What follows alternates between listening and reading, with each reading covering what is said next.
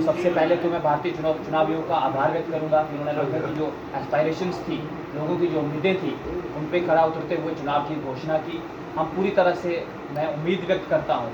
कि जो ये चुनाव होंगे पूरी तरह से लेवल प्ले फील्ड पे होंगे, सुरक्षित होंगे और एक नई सरकार जो है वो लोगों की चुनी हुई सरकार आएगी, जम्मू कश्मीर का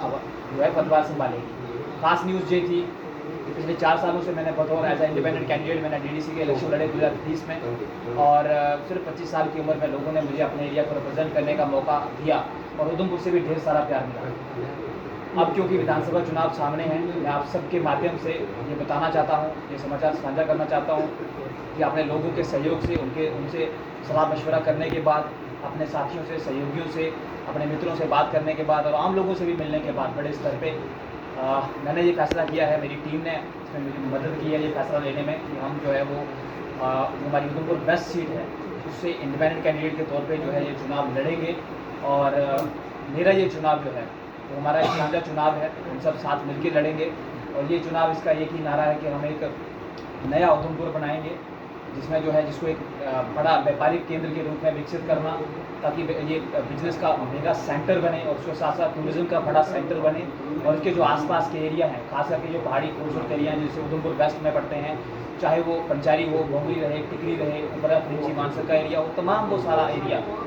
जो उसमें से बहुत सारे जो पर्यटक के लिहाज से बड़े महत्वपूर्ण हैं, बड़ी अच्छी भूमिका रख सकते हैं, उन पर काम करने की ज़रूरत है। बहुत सारे ऐसे एरियाज़ हैं जो है वो पुरातन के आधार पे जो है वो बहुत इंपॉर्टेंस रखते हैं। बहुत सारे एरियाज़ ऐसे हैं जो आप देखेंगे कि हिस्टोरिकली उनकी बहुत जो है वो इम्पोर्टेंस है। तो इन सब एरियाज़ को जो है एक्सप्लोर करने की ज़रूरत है। पिछले 4 सालों में पंचारी को हमने कोशिश की है, हालांकि मूलभूत ढांचा जो बुनियादी ढांचा है उसको डेवलप करने की ज़रूरत है, काफ़ी कुछ किया जाना बाकी है, चाहे वो रोड हो, बिजली हो, पानी हो, लेकिन हमारी प्रयास ये रहा है कि एक जो है वो कोशिश की जाए कि इन पहाड़ी क्षेत्रों को टूरिस्ट एरियाज़ के तौर पर डेवलप करने के। उसका कारण ये था कि शुरू से मेरी एक अप्रोच रही है कि जो है वो J&K की इकोनॉमी, क्योंकि उसको टूरिज्म इकोनॉमी होना चाहिए और हैवी टूरिज्म इकोनॉमी, तो इसलिए छोटे छोटे टूरिस्ट सेंटर डेवलप करना बहुत ज़रूरी है। और उधमपुर के लिए हमारी हमेशा से एक ही अप्रोच रही है, एक ही सोच रही है, और वो ये है कि एक तो इसको मेगा जो है वो बिजनेस सेंटर के तौर पर डेवलप करना, कमर्शियल सेंटर बने बड़ा जो इस क्षेत्र का, आसपास के क्षेत्र का, और उसके साथ साथ जो आसपास के पर्यटन क्षेत्र हैं